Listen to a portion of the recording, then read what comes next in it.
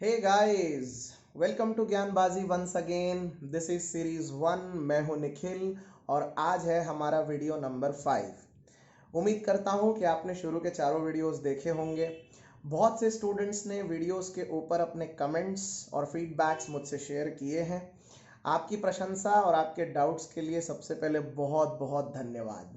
जिन लोगों ने वीडियोस नहीं देखे हैं वो मेरे यूट्यूब चैनल नॉलेज वर्ल्ड पे जाएं और सारे ही वीडियोस ज़रूर देखें और हो सके तो उसके ऊपर अपने नोट्स भी तैयार करें। दोस्तों, बहुत से स्टूडेंट्स ने अलग अलग डाउट्स मुझसे व्हाट्सएप पर पूछे हैं। मेरी उन सब से रिक्वेस्ट है कि आप अपने सारे ही डाउट्स यूट्यूब के कमेंट सेक्शन में ही लिखें। मैं आपके सारे डाउट्स के जवाब वहाँ दूंगा। बहुत से ऐसे स्टूडेंट्स हैं जिनके डाउट्स का जवाब मैं अभी तक नहीं दे पाया हूँ। विलंब के लिए I am really sorry on that, but जैसे जैसे मैं टाइम निकाल पाऊंगा वैसे वैसे मैं आपके सारे डाउट्स क्लियर करता चलूँगा। वैसे आपके फीडबैक के ऊपर हम आने वाले दिन में भी वीडियोस बनाते रहेंगे, इसलिए यदि आप किसी खास टॉपिक के ऊपर किसी तरह का कोई क्लैरिफिकेशन चाहते हैं या आप चाहते हैं कि जिसके ऊपर एक वीडियो एक्सप्लेनेशन आपको मिले, तो आप हमारे साथ ज़रूर ये शेयर कर सकते हैं। ज्ञानबाजी का एक व्हाट्सएप ग्रुप भी तैयार किया गया है। मुझे खुशी है कि बहुत से स्टूडेंट्स उसमें ऐड हुए हैं। यदि आप भी ज्ञानबाजी के अलग अलग सोशल मीडिया प्लेटफॉर्म से जुड़ना चाहते हैं तो इस वीडियो के साथ हमने बहुत सी सोशल मीडिया लिंक्स ज्ञानबाजी की अवेलेबल करवाई है। Gyanbaazi is also at Facebook, we are also at Insta, Telegram, WhatsApp and Twitter. So please if possible हमें अलग अलग जगह पर सब्सक्राइब करें और फॉलो करें। एक और बात बताने की मुझे खुशी है कि आज के वीडियो के साथ ही आने वाले सारे ही वीडियोस में हम आपको वीडियो एक्सप्लेनेशन के साथ साथ पीडीएफ भी देंगे। तो पीडीएफ वाले अटैचमेंट पे भी आप ज़रूर जाएं और वहां से अपनी पीडीएफ डाउनलोड करें जो टॉपिक के नोट्स के साथ आपको मिल जाएगी। राइट, अब चलते हैं आज के टॉपिक के ऊपर। बाय द वे, आज का टॉपिक अर्थशास्त्र का एक मदर टॉपिक, एक बेसिक टॉपिक है। ये ऐसा टॉपिक है जो बैंकिंग, एसएससी, रेलवेज या किसी भी तरह के कॉम्पिटिटिव एग्जाम की तैयारी करने वाले स्टूडेंट के लिए बहुत महत्वपूर्ण माना गया है। ये टॉपिक आपको जीडी में, इंटरव्यू में, यहाँ तक कि जीके के सेक्शन में भी अलग अलग ढंग से पूछा जाता है। बहुत से बच्चों ने इस टॉपिक के ऊपर शुरू से ही डिमांड की थी, इसीलिए आज का हमारा वीडियो भी इसी टॉपिक के ऊपर है। टॉपिक का नाम है gross domestic product and gross national product. जी हाँ, ठीक सुना आपने, it's GDP and GNP. So without wasting time चलिए सीधा शुरू करते हैं। जीडीपी और जीएनपी क्या होता है? तो चलिए दोस्तों, सबसे पहले ये समझ ले कि जीडीपी मतलब क्या होता है। देखिए, मैं आपको एकदम सरल भाषा में समझा देता हूं, ये आप कभी नहीं भूलेंगे। जीडीपी का फुल फॉर्म होता है ग्रॉस डोमेस्टिक प्रोडक्ट। जैसा कि आप सब जानते हैं, हिंदी में इसको सकल घरेलू उत्पाद ऐसा कहा जाता है। Anything which we produce within the boundary of a country for a period of 1 year in terms of goods and services is called GDP. देश की सीमा रेखा के अंदर बनाए गए तमाम गुड्स और सर्विसेज की एक साल की टोटल को जीडीपी कहा जाता है। अब इसको समझने के लिए सबसे पहले हमें एक लाइन में ये समझना होगा कि गुड्स और सर्विसेज यानी एग्जैक्टली क्या। देखिए, एक सरल भाषा में गुड्स का मतलब होता है उत्पाद, और ये हमेशा टेंजिबल होते हैं। टेंजिबल का मतलब होता है ऐसी चीजें जिसे हम हाथ से छू सकते हैं। मसलन ये मार्कर, ये घड़ी, ये शर्ट, ये व्हाइट बोर्ड, ये वो वस्तुएं हैं जिसे हाथ से छुआ जा सकता है और जिनका निर्माण किसी फैक्ट्री में होता है, उसे कहा जाता है गुड्स। दूसरा, एस का मतलब सर्विसेज। सर्विसेज का मतलब होता है दोस्तों सेवा। सर्विसेज में इनटैंजिबल चीजें आती हैं जिनका फैक्ट्री में उत्पादन नहीं होता। उदाहरण के लिए एजुकेशन इंडस्ट्री, दिया गया ज्ञान इसे छुआ नहीं जा सकता, इसीलिए ये एक सर्विस हुई। बैंकिंग इंडस्ट्री में किसी भी चीज का उत्पादन नहीं होता, इसीलिए वो एक सर्विस हुई।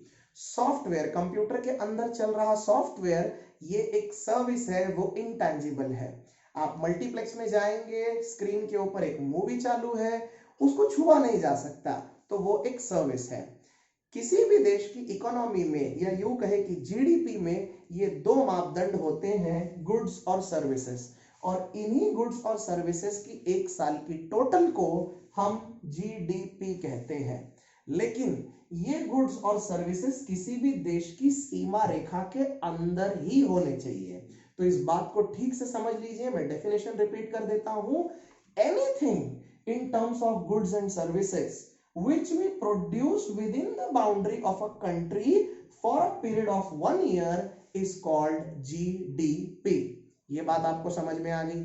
अब इसके साथ एक चीज और समझिए कि ये गुड्स और सर्विसेज का निर्माण आखिर होगा क्यों।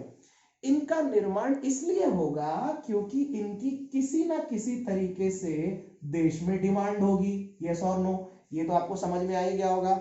अगर ये मार्कर भी किसी फैक्ट्री में बना है तो यकीनन इस मार्कर की डिमांड होगी। ये घड़ी भी अगर किसी फैक्ट्री में बनी है तो यकीनन इसकी कोई ना कोई डिमांड होगी। तो देश की डिमांड जितनी ज्यादा होगी उतना ही देश का जीडीपी का फिगर आ सकता है। अब हम ये देखेंगे कि हमारे देश का जीडीपी का फिगर कितना है। इसके लिए हमें ये जानना होगा कि हमारे देश की पॉपुलेशन कितनी डिमांड रखती है। जितनी डिमांड उतनी ही हमारी जीडीपी। भारत की पॉपुलेशन दुनिया में दूसरे स्थान पर है और इस वक्त 137 करोड़ के आसपास की पॉपुलेशन है, जैसा कि आप सब जानते हैं। अप्रॉक्स इसलिए लिखा है क्योंकि पॉपुलेशन के एग्जैक्ट फिगर्स तो होते नहीं। अब 137 करोड़ के साथ हमारे देश की जनसंख्या इस वक्त जितने गुड्स और सर्विसेज की डिमांड रखती है वो है हमारी जीडीपी। तो हमारे जीडीपी का अमाउंट है $2.9 ट्रिलियन। $2.9 ट्रिलियन, ये बात आप अच्छे से याद रखिए। 2.9 ट्रिलियन डॉलर्स के साथ भारत का जीडीपी में स्थान है, रैंक है 5वां। हमसे अभी भी 4 देश दुनिया में इस मामले में आगे हैं। दुनिया में कुल मिला के 200 से भी ज्यादा देश हैं और इसमें भारत का रैंक है 5वां, जो कि अपने आप में काफी अट्रैक्टिव है। लेकिन अगर आप इस फिगर को देखेंगे 2.9 ट्रिलियन डॉलर्स और 137 करोड़ की पॉपुलेशन, तो ये बहुत ज्यादा जस्टिफाइंग नहीं लगता। मैं आपको बताता हूं कैसे, बट वहां तक जाने से पहले आपको जीडीपी का एक कंसेप्ट और समझा दिया जाए। दोस्तों एक बात याद रखिए, मैं एक उदाहरण से आपको बताता हूं। मान लेते हैं कि औरंगाबाद में कोई एक विदेशी कंपनी की कोई एक यूनिट या फिर कोई एक दुकान है। एयरपोर्ट के सामने मैकडॉनल्ड्स का एक आउटलेट है, आप सब जानते ही हैं। अब मैकडॉनल्ड्स भारत का तो नहीं है, वो तो अमेरिका का ब्रांड है, लेकिन उन्होंने भारत के अंदर अपनी एक दुकान खोल के रखी है। आपको क्या लगता है, मैकडॉनल्ड्स एयरपोर्ट के सामने वाले अपने आउटलेट से जितने भी पैसे कमाता है वो भारतीय जीडीपी का हिस्सा होंगे या नहीं होंगे? क्या लगता है आपको? सही जवाब है बिल्कुल होंगे, बिल्कुल होंगे। क्योंकि जीडीपी इस बात पे निर्भर नहीं करती कि आप स्वदेशी हैं या विदेशी। जीडीपी लोकल्स एंड फॉरेनर्स दोनों की ही इनकम को कंसिडर करके बनाई जाती है। इसका मतलब ये हुआ कि डोमिनोज पिज्जा के अलग अलग आउटलेट जो भारत में हैं वो माना कि अमेरिका के हैं, लेकिन इस वक्त वो भारत के अंदर हैं, तो वो भारतीय जीडीपी का हिस्सा है।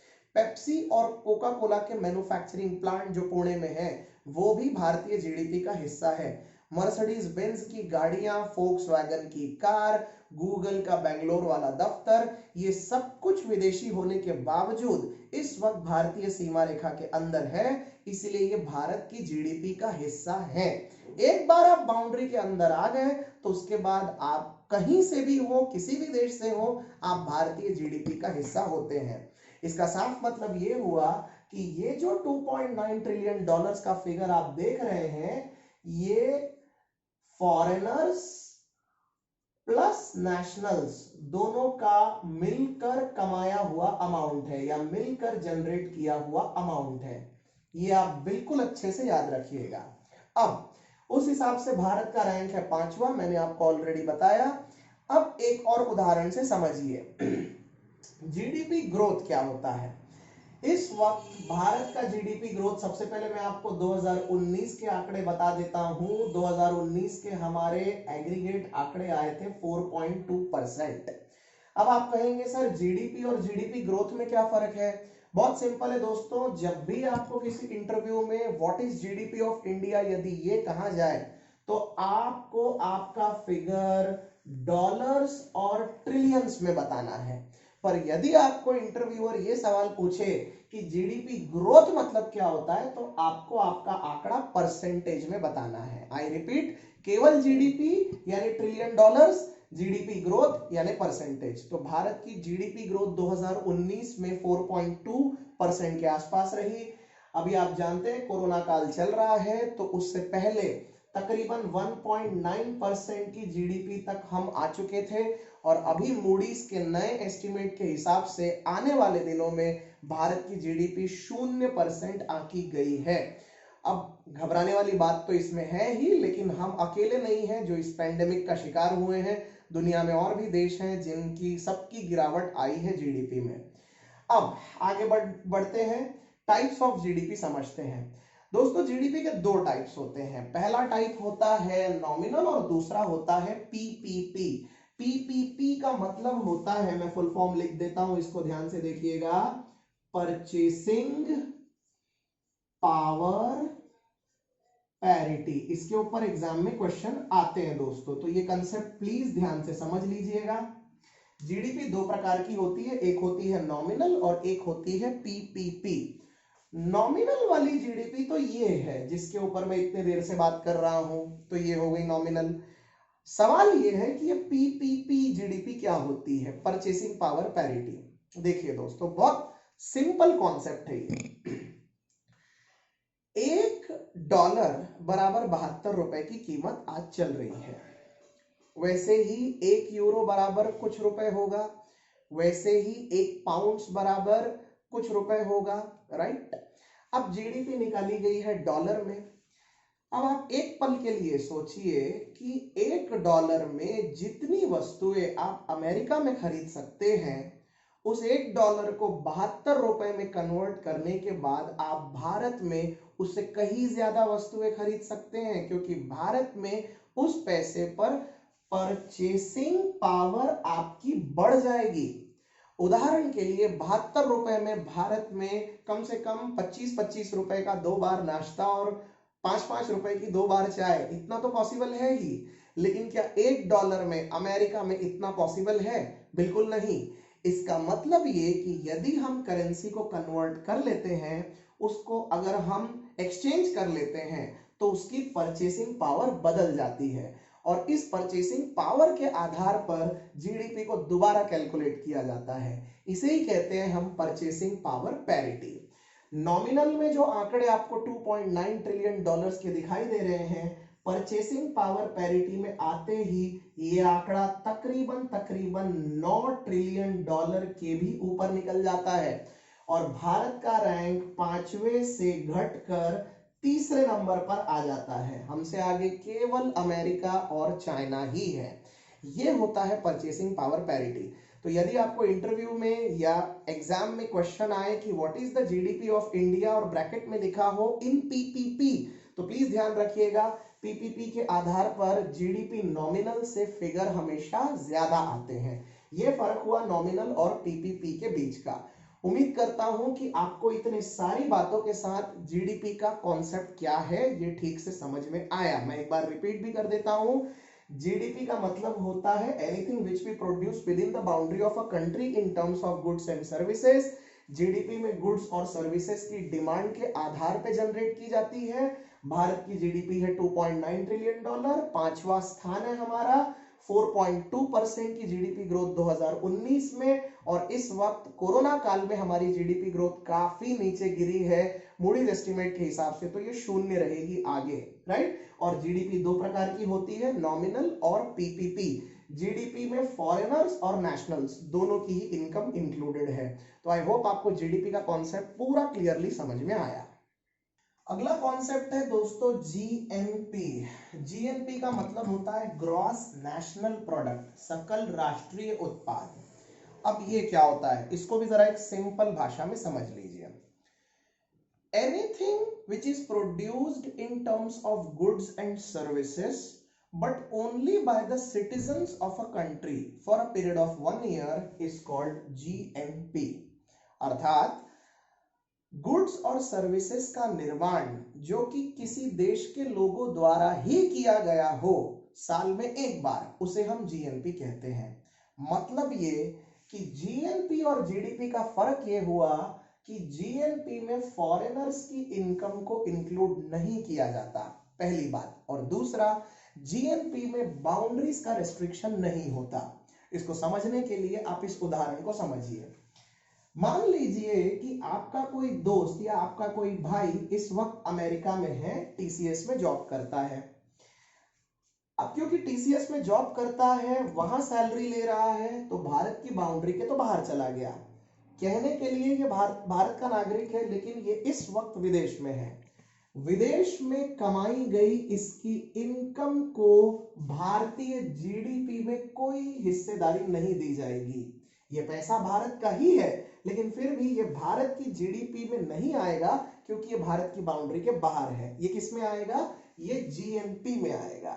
ठीक उसी तरह से यदि कोई व्यक्ति इस वक्त भारत का है और चाइना में जॉब कर रहा है, भारत का है लेकिन म्यांमार में जॉब कर रहा है, तो ऐसी सारी ही इनकम जो बाउंड्री के बाहर से आती है, जैसे एयरटेल वालों का अफ्रीका में बहुत बड़ा बिजनेस है, रिलायंस का अफ्रीका में बहुत सारा कारोबार है, टीसीएस का अमेरिका में कारोबार है, ये सब बाउंड्री के बाहर है। तो ये सारी ही इनकम जो बाउंड्री के बाहर से होती है गुड्स और सर्विसेज के तौर पर, उसे हम जीएनपी कहते हैं। लेकिन शर्त ये होती है, ये बाहर की और देश की सारी ही इनकम केवल लोकल्स यानी देश के रहवासियों द्वारा ही होनी चाहिए। तो जीएनपी का कैलकुलेशन कभी भी कैसे किया जाएगा? देश के अंदर के सारे नागरिकों की इनकम, देश के बाहर भारतीय नागरिकों की टोटल इनकम, यदि कोई इस वक्त जर्मनी में होगा तो उसकी भी इनकम, पर वो भारतीय होना चाहिए, और उसके साथ देश के अंदर जितने विदेशी हैं उनकी इनकम को माइनस करना पड़ेगा। जैसा कि मैंने आपको ऑलरेडी बताया कि जीएनपी में केवल लोकल्स की इनकम ली जाती है। तो अब जो मैं एयरपोर्ट के सामने वाले मैकडॉनल्ड्स का उदाहरण दे रहा था, पेप्सी का उदाहरण दे रहा था, बेंगलोर वाले गूगल का उदाहरण दे रहा था, अब उन सबको काउंट नहीं किया जाएगा, क्योंकि ये देश के अंदर के विदेशी हैं, तो उनको हम माइनस कर देंगे। तो टू कंक्लूड, मैं एक बार फिर से रिपीट करता हूं, anything which we produce in terms of goods and service but only by the citizens of a country for a period of 1 year either inside the country or outside the country is called GNP। आपको ये जानकर बड़ा ताज्जुब होगा कि America एक ऐसा देश है जहां पर अक्सर जीडीपी और जीएनपी का फिगर एक जैसा आ जाता है, क्योंकि अमेरिका के अंदर भी अमेरिकन कंपनीज काफी है, और अमेरिका क्योंकि दुनिया का सबसे बड़ा पूंजीवादी देश है, उसकी कंपनियां दुनिया में हर जगह फैली हुई है, इसीलिए अमेरिका का जीएनपी का फिगर भी काफी मजबूत आता है, और वो दोनों ऑलमोस्ट एक जैसे आते हैं। तो ये है जीएनपी और जीडीपी के बीच का मूलभूत फर्क। आगे बढ़ने से पहले हम कुछ डाउट्स इसके ऊपर क्लियर कर लेते हैं, जो आमतौर पर एफएक्यू यानी फ्रीक्वेंटली आस्क्ड क्वेश्चंस में पूछे जाते हैं। जब भी मैं ये टॉपिक क्लास में एक्सप्लेन करता हूं, स्टूडेंट्स के कुछ जनरल डाउट्स होते हैं जो कि हर बार के होते हैं। तो मैं इन सारे डाउट्स के साथ आज का एक एक्सप्लेनेशन वीडियो तैयार कर रहा हूं, तो आप इस पार्ट को भी जरा 2 मिनट के लिए देख लीजिए। Why GDP matters? ये अक्सर पूछा जाता है कि आखिर जीडीपी इतनी मैटर क्यों करती है। देखिए भाई, बहुत स्वाभाविक सी बात है, इसको एक जनरल भाषा में समझ लीजिए। बहुत से बच्चों को ये डाउट रहता है कि ये जीडीपी एंड ऑल हमें पढ़ना ही क्यों पड़ता है। दोस्तों, अर्थव्यवस्था इंसान की डिमांड के ऊपर चलती है। भारत की अर्थव्यवस्था 137 करोड़ की आबादी जो इस देश में है, उनकी डिमांड के ऊपर चलती है। डिमांड दो प्रकार की होती है, नीड्स और वांट्स। जिंदगी जीने के लिए एक इंसान को अलग अलग तरह के पदार्थ, अलग अलग तरह के वस्तुएं, गुड्स और सर्विसेज की जरूरत पड़ती है। उसे अन्न से लेकर, पहनने वाले वस्त्रों से लेकर, रहने वाले घर से लेकर, एजुकेशन से लेकर, मेडिकल की सुविधाओं से लेकर, अपनी जिंदगी को अच्छा बनाने के लिए बहुत सारी भौतिक वस्तुओं की भी जरूरत पड़ती है। इन जरूरतों को पूरा करने के लिए देश के अंदर गुड्स और सर्विसेज बनाने पड़ते हैं, और इस गुड्स और सर्विसेज की टोटल को हम अर्थशास्त्र का एक इंडिकेटर मानते हैं, इसे एक पैरामीटर मानते हैं।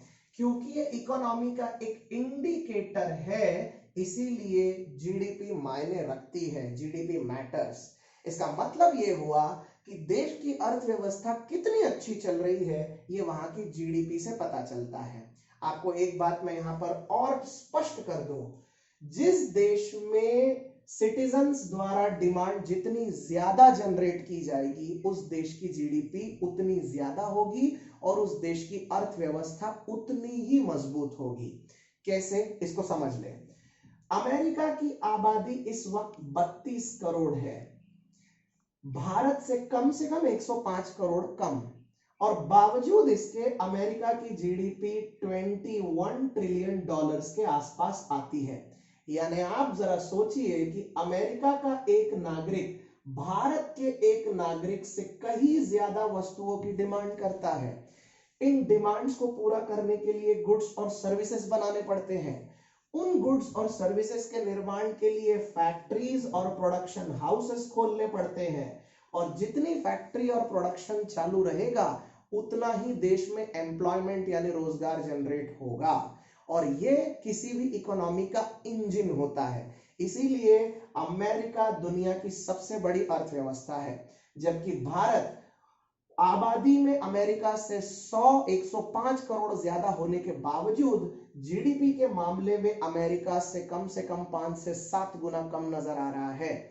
ये फर्क है अमेरिका और भारत में, क्योंकि हमारी अर्थव्यवस्था में ये साफ साफ झलकता है। तो आपको स्पष्ट रूप से समझ में आया होगा why GDP matters. Second question पे आते हैं, क्या 2.9 trillion dollar of GDP is enough? Definitely मैंने पहले ही क्वेश्चन में इसका आंसर थोड़ा स्पष्ट किया है, तो अब आपको आइडिया हो गया होगा, इट इज नॉट इनफ। क्योंकि 137 करोड़ की पॉपुलेशन को यदि आप 2.9 ट्रिलियन डॉलर की जीडीपी से डिवाइड करेंगे तो प्रति व्यक्ति जो डिमांड आ रही है वो काफी कम है, और इसीलिए भारत में ये फिगर भले ही दुनिया में 5वें स्थान पर हो, पर आम जनजीवन में कोई बहुत ज्यादा सुधार नहीं हुआ है। आज भी भारत में बेसिक चीजों को लेकर स्ट्रगल रहता ही है। जैसे अमेरिका में एक अच्छी शिक्षा, अच्छी मेडिकल सुविधाएं, अच्छा जीवन मिल जाता है, वैसा भारत में आमतौर पे नहीं हो पाता, क्योंकि हमारी अर्थव्यवस्था बहुत सारे लार्ज पॉपुलेशन में बांट दी जाती है। इसीलिए 2.9 trillion dollars of GDP with this population is just not enough.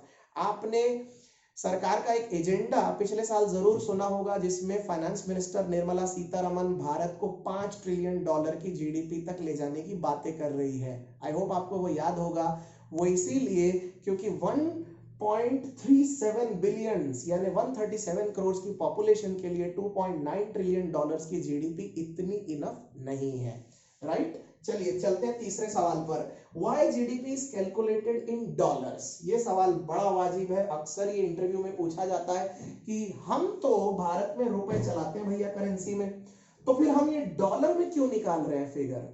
देखिए, अगर आपको ये सवाल किसी ने पूछा तो इसका एक सिंपल जवाब दीजिएगा। दुनिया में बहुत से देशों की अपनी अलग अलग करेंसी है।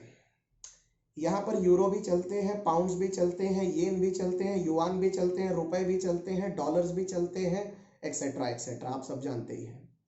अब आप कल्पना करिए, अगर दुनिया का हर देश अपने अपने करेंसी में अपनी तरक्की और जीडीपी की बात करेगा तो हमें क्या समझ में आएगा?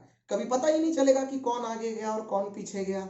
जीडीपी की रैंकिंग नहीं निकल पाएगी, जीडीपी का कंपैरिजन ही नहीं हो पाएगा। इसीलिए दुनिया की टोटल ग्रोथ कितनी हुई, कौन रेस में कितना आगे निकला, कंपैरिजन में कौन कैसा है, ये चेक करने के लिए जीडीपी को किसी एक पैरामीटर पे लाना, एक मापदंड पे लाना जरूरी है। क्योंकि डॉलर दुनिया की सबसे पॉपुलर करेंसी है, इसीलिए आमतौर पे जीडीपी के फिगर्स डॉलर में कैलकुलेट किए जाते हैं सो दैट दुनिया को किसी एक मापदंड में समझा जा सके। आई होप आपको ये समझ में आ रहा है, बहुत ही सिंपल था ये। चौथे सवाल पर चलते हैं, विच इज बेटर, जीडीपी या जीएनपी, राइट। अक्सर अब क्योंकि टॉपिक ऑलमोस्ट फाइंड अप ही हो रहा है तो हमें ये जानना बहुत जरूरी है कंक्लूडिंग नोट पे कि जीडीपी अच्छा होता है या जीएनपी अच्छा होता है। इसका भी जवाब बहुत सिंपल है दोस्तों, जीडीपी ज्यादा अच्छा होता है, क्योंकि डेफिनेशन के अनुसार जीडीपी हमेशा बाउंड्री के अंदर कैलकुलेट होती है और बाउंड्री के अंदर कैलकुलेट की गई चीजें उस देश को फायदा करवाती है। और जब भी जीडीपी ग्रोथ होती है उसके साथ साथ जॉब एम्प्लॉयमेंट जनरेट होते हैं जिसकी देश के इकोनॉमी को बहुत जरूरत है। इसीलिए GDP is better than GNP. आप कल्पना करिए कि आपका कोई दोस्त एक टैलेंटेड जो कि किसी आईआईटी के कॉलेज से इंजीनियरिंग करके इस वक्त अमेरिका में जॉब कर रहा है, पैसे कमा रहा है, भारत में भेज रहा है, लेकिन उसका पूरा टैलेंट, उसकी पूरी प्रतिभा अमेरिका में यूज हो रही है। यदि ये चीजें भारत में यूज हो तो भारत में और ज्यादा जॉब जनरेशन हो सकते हैं और इसीलिए जीडीपी का हिस्सा बनना जीएनपी से ज्यादा बेहतर माना जाता है।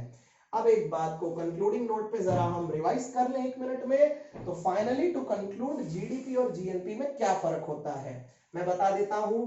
GDP is only inside the boundary, देश की सीमा रेखा के अंदर की होती है, जबकि जीएनपी देश की सीमा रेखा के अंदर और बाहर दोनों जगह हो सकती है, लेकिन ये केवल राष्ट्रीय की होती है। जीडीपी में स्वदेशी और विदेशी यानी लोकल्स और फॉरेनर्स दोनों आते हैं, जबकि जीएनपी में केवल लोकल्स आते हैं यानी केवल राष्ट्रीय लोग जो देश के रहवासी है वही आते हैं। और तीसरा, it generates jobs inside the country, GDP हमेशा देश के अंदर जॉब जनरेट करेगी। यहां पर क्या होगा, goods and services produce across the globe, जबकि जीएनपी में अलग अलग जगह जॉब जनरेट होगा, देश के अंदर होगा ऐसा नहीं है, पूरे ग्लोब में होगा। तो इस तरीके से इन दोनों में ये फर्क है। आशा करता हूं कि आपको जीडीपी और जीएनपी सरल भाषा में इस वीडियो में समझ में आया। आप चाहें तो कमेंट सेक्शन में इसके ऊपर अपने डाउट्स मुझसे पूछ सकते हैं। जितना हो सके मैं अपने आपके डाउट्स को एक सरल भाषा में एक्सप्लेन करने की कोशिश करूंगा। वीडियो पर अंत तक बने रहने के लिए आपका बहुत बहुत धन्यवाद। नोट्स कलेक्ट करना मत भूलिएगा। वीडियो को लाइक करिए, शेयर करिए, सब्सक्राइब करिए और तब तक मेरा अगला वीडियो आएगा ही, और अगला वीडियो आते तक प्लीज सारे ही वीडियोस को आप देखते रहिए, पढ़ते रहिए, देखते रहिए और करते रहिए ज्ञानबाजी।